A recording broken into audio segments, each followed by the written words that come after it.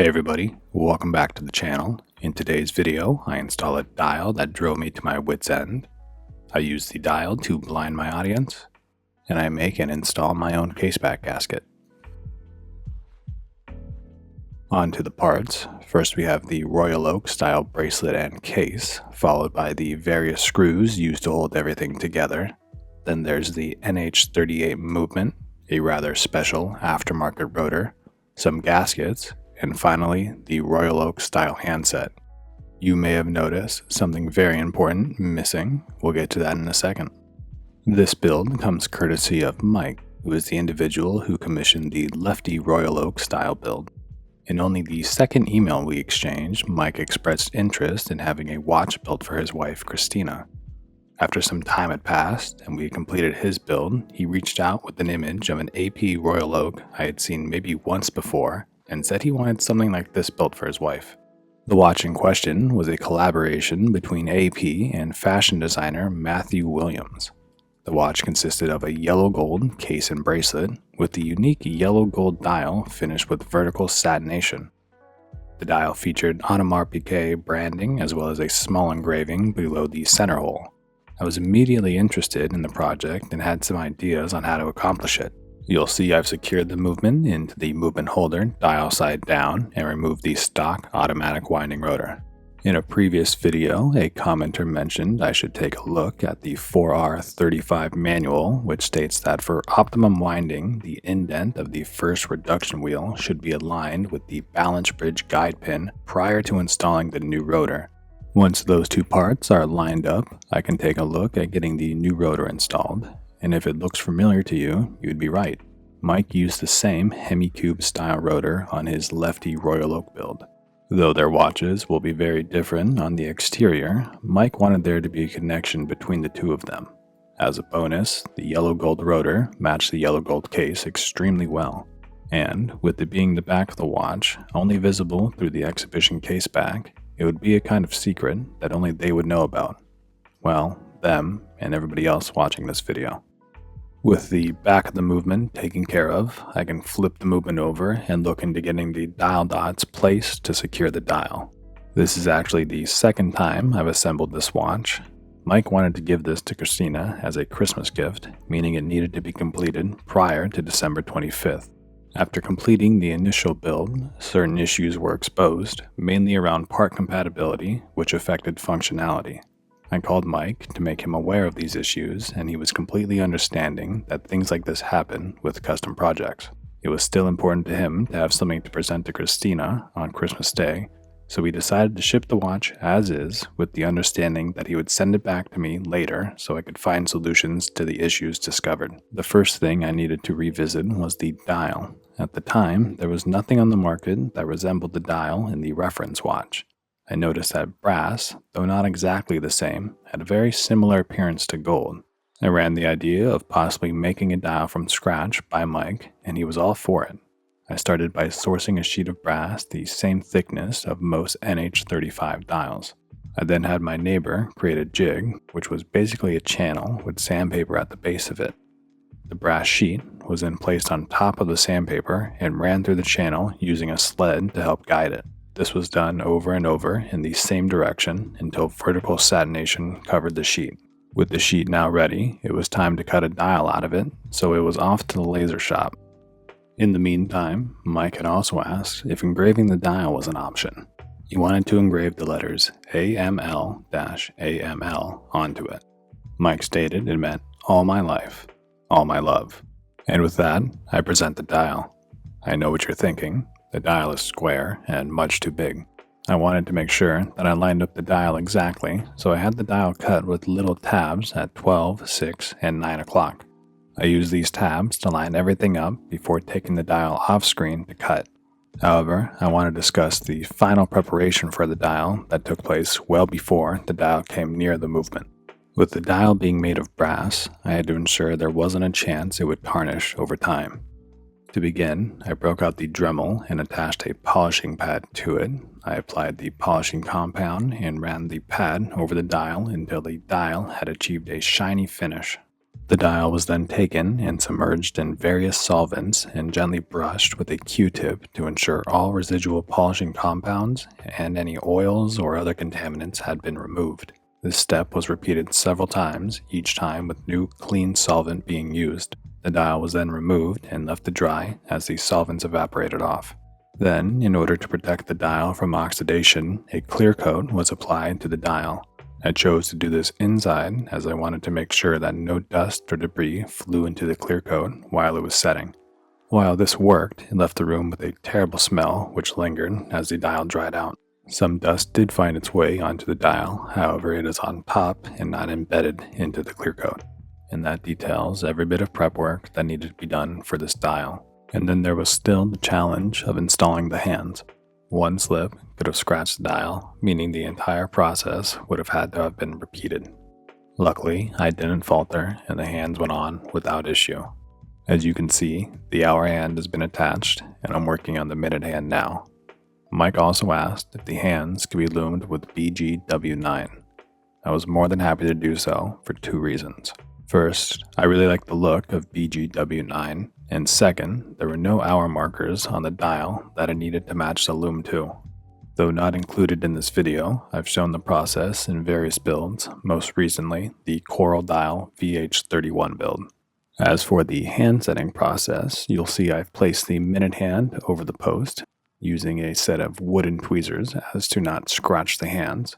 Then I used the same set of tweezers to align the minute hand with the hour hand below it, before transferring everything over to the hand setting tool. With all that lined up, I'll select the best die size for the size of the hand, then firmly but gently press the hand onto its post. Then I'll check to make sure that clearance isn't an issue and ensure that the hand is sweeping without making contact with the hand below it. Another issue that needed to be addressed was the seconds hand. When I cased everything up on the first attempt, the watch stopped running. At first I thought the seconds hand was making contact with the crystal. It took me a few seconds to realize that the seconds hand was bent as a result of it making contact with the rehot. This handset was meant to be used with a 31mm dial, not a 28.5mm, and that 2.5mm makes a big difference. I ended up removing the hand and using my trusty Dremel to slowly remove material from the tip of the seconds hand until it fit and didn't make contact with the case. Here we get our first good look at the case. As mentioned, Mike was looking for a Royal Oak style case that was 36mm in diameter. This nearly derailed the project as despite my best efforts, I could not locate a case in that size. We had actually begun to redesign the watch when somehow I stumbled onto the case shown here. It's slightly larger, coming in at 37mm, but that is negligible in this case. Regardless of the case size or how hard it was to find, it needs to be spotless. With the case now ready, I can take one last look at the dial, being sure that it's clean as well. Using Rotico and the lightest touch, I'm able to remove any pieces of dust that may have settled onto the dial, being very careful not to disturb the clear coat, as the last thing I want to do at this point is remake the dial. I apologize for the blinding light. Now that the dial, hands, and case crystal are spotless, it's time to get the movement cased up. To do this, I'll release the movement from the movement holder and flip it around before tightening down this screw and securing it in place. Then using some tweezers, I can depress the lever that releases the crown and pull that out. I can then take the movement and place it down on my movement pad, making sure to adjust it so that it's in focus. Then the case is placed over the movement and everything is turned over, which gently drops the movement into the case. Now with the whole assembly upside down, I can use some tweezers to line up the crown tube and the channel in the movement where the stem is inserted. It's important that this is lined up properly, as obviously I don't want there to be any tension on the crown stem, but I also need the grain of the dial to match perfectly with the grain of the bezel. One thing that can make lining these two items up easier is actually the pre-cut, oversized crown stem. With it being so long, it's easy to see if it's at an angle once it's ran through the crown tube and into the movement. So you'll notice one process is absent from this video, that being cutting down the crown stem. This was taken care of when I built the watch the first time around. The process remained the same. Attach the crown to the crown stem, Slide the crown stem through the case and into the movement. Measure the distance from the case to the inside of the crown. Remove the stem, unscrew the crown, mark the stem, cut on the mark, grind down any burrs and cone off the end, apply Loctite to the stem, or reattach the crown, and check fit. Sounds pretty complicated when you say it out loud. Perhaps the biggest issue that needed to be looked into was the compatibility of the automatic winding rotor and the case itself. After I completed the watch for the first time, I noticed something was off. The watch was running, but something didn't feel right. Then I found it. As I rotated the watch around in my hands, the rotor was stationary. As you know, the rotor should swing around with any motion so that it winds up the mainspring. Working backwards, I loosened the screws that held the case back on and rotated the watch once again. This time, the rotor moved. I tightened them back down, which caused the rotor to seize up. I then decided to remove the case back so that I could apply some pressure to the movement to ensure that it was sitting flush and as deep in the case as I could. I reattached the case back and tightened it down into place, and the issue continued. Realizing I had a problem on my hands, I reached out to the case supplier to see if this was an isolated incident or if he had experienced this before and had any recommendations. He replied to my inquiry extremely fast and told me that they were aware of contact issues when an aftermarket rotor is used with their case. Unfortunately, he did not have any advice on how to proceed and simply suggested using the stock rotor. Obviously, I couldn't do that as this rotor was the piece that tied Mike's and Christina's watches together. My first thought was to try to shave down or sand down the rotor. I quickly realized this wasn't an option as I would most likely lose the finishing on it and would need to have it replated. So if I couldn't make the rotor shorter, I was going to have to make the space it occupied bigger. My original idea was to have a thin piece of brass laser cut in the shape of the case back and use that as a spacer to raise the case back up. However, after thinking a bit harder, I realized that this would really cut down on the water resistance of the watch. So a better option would be to create a thicker gasket. Would it be an impermeable seal? No, but it would offer more resistance than 3 pieces of metal smashed together. To begin, I needed to find out how thick I needed to make the gasket in order to give the rotor enough room to move freely.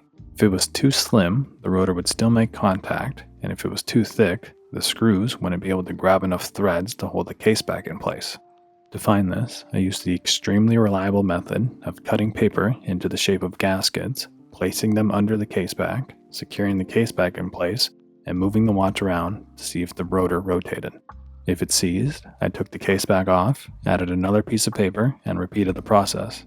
I found that 0.3 millimeters would grant enough space for the rotor to move freely and allow for the screws to still grip enough to hold the case back down. Finding a silicone sheet that was 0.3 millimeters was quite a struggle, and I ended up having to order about a yard of the stuff, and it took several weeks to arrive. The next step was cutting a gasket out. This was a bit easier to do. I took a few measurements from the case back and gave them to Kellen over at the laser shop.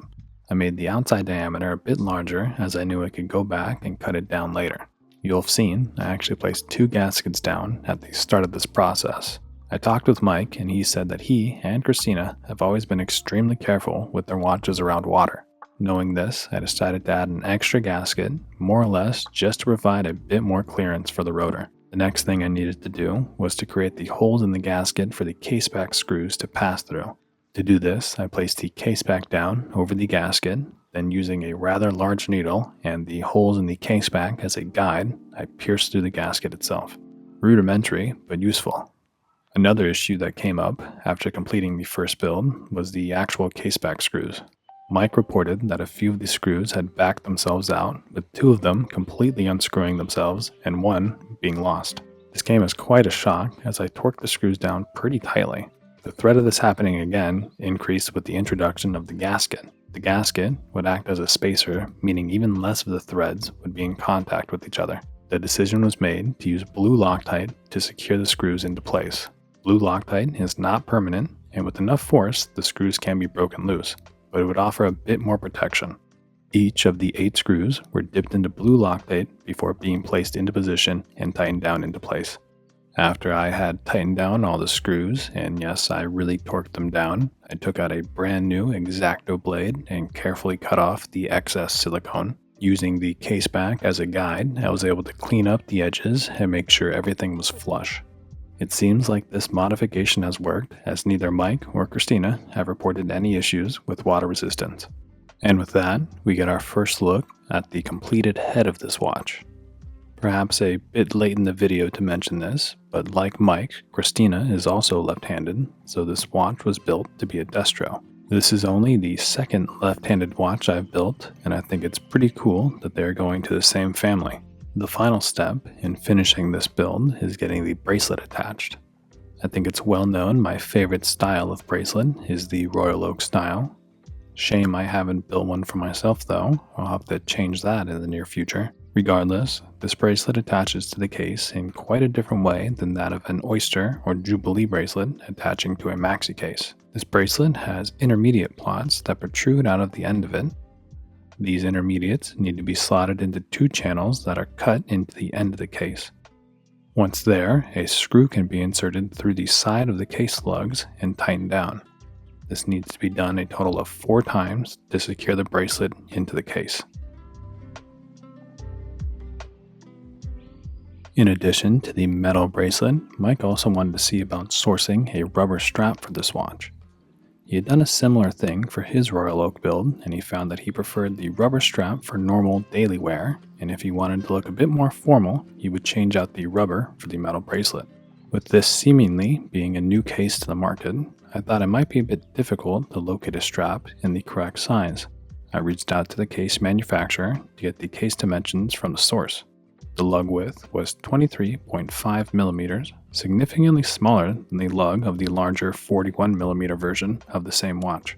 Surprisingly, I was able to find a 24 millimeter rubber strap in the Royal Oak style. This did mean that each side would have about 1/4 of a millimeter overhang around the lugs. However, Mike and Christina found the benefit to outweigh the con on this. I ordered the strap as well as a set of intermediates to attach the strap to the case. While the case and bracelet aligned well, the intermediates and the channels they go into didn't line up at all. It wasn't even close. Seeing there was nothing I could do, I reached out to Mike to inform him. Though disappointed, he was again understanding and just asked me to keep my ear to the ground and reach out if I found something. Since then, I've contacted the case manufacturer, who has stated that he's looking into creating rubber straps for all of his cases, though the process is time-consuming and he does not know when he'll be finished. As I work on getting this bracelet attached to the case, I want to give a big thank you to Christina and Mike for giving me the opportunity to work with them again on another unique project. This build is really special, not only because it's a returning client, but also the fact that he's gifting this watch to his wife. Via various methods of communication, Mike explained how excited he was and how much it meant to him to be able to have this watch made and then be able to gift it to her. Mike and Christina have been longtime supporters of the channel, so I'm glad this build evokes such emotions. On top of that, this watch gave me my first opportunity to build custom components from the ground up. Of course, graining, etching, and cutting a dial out of a sheet of brass is a rather small endeavor, but it's a starting point, and it opened my eyes to the possibilities, as well as showing me what it takes to make such parts.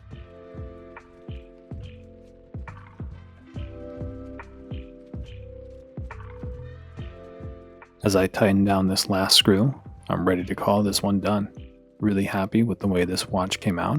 It was a roller coaster of a build with several bumps along the way, but in the end, the completed watch was exactly what Mike was looking for.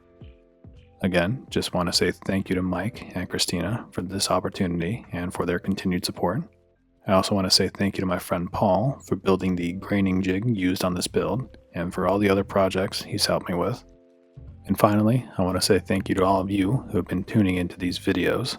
The channel is slowly growing, and I really appreciate all of you taking the time to like the videos and leave comments down below. As always, if you or somebody you may know is interested in a custom watch, please feel free to reach out to me at garrett@goldenstatewatchshop.com or over on Instagram at goldenstatewatchshop, and I'd be more than happy to discuss the build in more detail. We're going to finish this one up with some shots of the watch in natural sunlight. Thanks for watching.